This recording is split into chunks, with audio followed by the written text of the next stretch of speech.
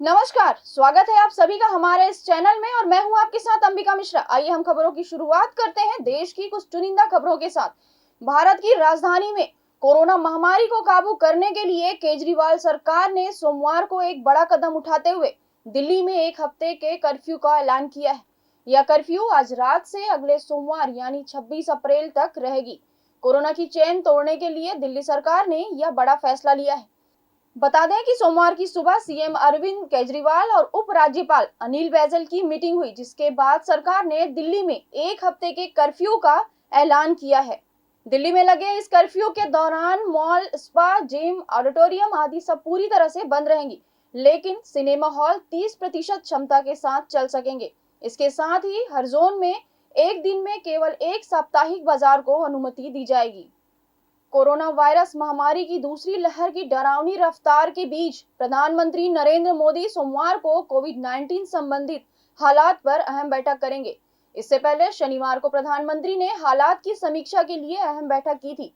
देश में corona virus संक्रमण के हालात और वैक्सीनेशन अभियान की समीक्षा के लिए बुलाई गई इस मीटिंग में तमाम मंत्रालयों के बड़े अधिकारी मौजूद रहे। इस दौरान प्रधानमंत्री ने कोविड रोगियों के लिए अस्पताल में बेड की संख्या को बढ़ाने के लिए सभी आवश्यक उपाय करने के निर्देश दिए। शनिवार को बैठक में प्रधानमंत्री ने कोरोना संक्रमण के इलाज में इस्तेमाल किए जाने वाले रेमडेसिविर इंजेक्शन और दूसरी जरूरी दवाइयों की उपलब्धता की भी समीक्षा की थी। प्रधानमंत्री ने पहले से मंजूरी दिए जा चुके ऑक्सीजन प्लांट लगाने की प्रक्रिया में तेजी लाने के निर्देश दिए हैं। बता दें कि देश में अभी कोविड-19 के कारण एक दिन में संक्रमण के रिकॉर्ड 2,73,810 नए मामले सामने आए और देश के कई राज्यों में ऑक्सीजन तथा दवाइयों की कमी की शिकायतें लगातार सामने आ रही हैं। कोरोना महामारी की दूसरी लहर बेहद खतरनाक ढंग से बढ़ रही है। संक्रमण के मामले में लगातार 39वें दिन वृद्धि हुई और लगातार तीसरे दिन 2.5 लाख से ज्यादा नए मामले सामने आए हैं। इस दौरान मरने वालों का आंकड़ा भी रिकॉर्ड 1600 से ज्यादा हो गया है। हालात इतने खराब हैं कि इसका अंदाजा लगाना मुश्किल है। सिर्फ 12 दिनों में ही महामारी की दर बढ़कर दोगुनी हो गई है। केंद्रीय स्वास्थ्य मंत्रालय की तरफ से जारी आंकड़ों के मुताबिक पिछले 24 घंटे में 2,73,000 से अधिक मामले मिले और 1619 लोगों की जानें गई। पहली बार एक दिन में इतने ज्यादा लोगों की मौत हुई है। इसके बाद कुल संक्रमितों का आंकड़ा 1,50,61,000 को पार कर गया। इनमें से 1,26,53,000 से ज्यादा मरीज पूरी तरह से ठीक हुए हैं। मरीजों की उबरने की दर गिरकर 86% पर आ गई है। कोरोना वायरस महामारी की दूसरी लहर को लेकर बाजार काफी चिंतित है। हर दूसरा विश्लेषक जमीनी हकीकत का जायजा लेने में व्यस्त है। उनका मानना है कि खपत बड़े पैमाने पर प्रभावित होगी, विशेष रूप से ऑटो, सीमेंट, स्टील, कपड़ा और बैंकिंग और एनबीएफसी जैसे क्षेत्रों में बैंकों की प्रभाव पड़ेंगे। बैंक और एनबीएफसी के लिए कर्ज लेने वालों की कमी की बात कही जा रही है। सीमेंट, स्टील और ऑटो सेक्टर के बारे में वे सोचते हैं कि डीलर डिलीवरी नहीं उठाएंगे और खुदरा खपत रुक जाएगी। उनका भी मानना है कि अगर राष्ट्रीय लॉकडाउन लगा तो परिस्थितियां अत्यधिक खराब हो जाएंगी।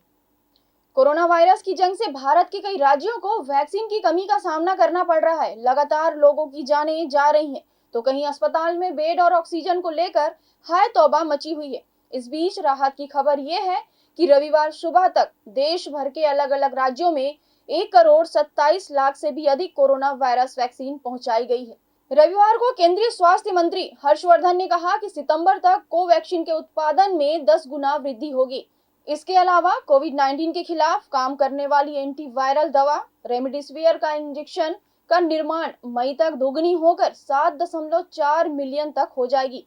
राज्यों और केंद्र शासित प्रदेशों को कोविड-19 वैक्सीन की कुल 13,83,00,000 खुराकें प्राप्त हुई हैं। इनमें से 12,56,00,000 खुराक पहले ही भेजी जा चुकी हैं। देश में दिनों दिन रिकॉर्ड तोड़ रहे कोरोना संक्रमण के मामले के बीच जारी पश्चिम बंगाल चुनाव को लेकर कई तरह के सवाल उठाए जा रहे हैं। अब राहुल गांधी के बाद टीएमसी प्रमुख और बंगाल सीएम ममता बनर्जी ने भी ऐलान किया है कि वह बाकी चरणों के लिए चुनाव प्रचार नहीं करेंगी। बता दें कि सीएम ममता बनर्जी ने इससे पहले यह मांग की थी कि बंगाल के बाकी चरणों के चुनाव एक साथ कराए जाएं। ममता बनर्जी से पहले कांग्रेस नेता और वायनाड सांसद राहुल गांधी ने भी ऐलान किया था कि वह कोरोना संक्रमण की वजह से पश्चिम बंगाल में अपनी आगामी चुनाव रैलियों को रिटेक कर दो।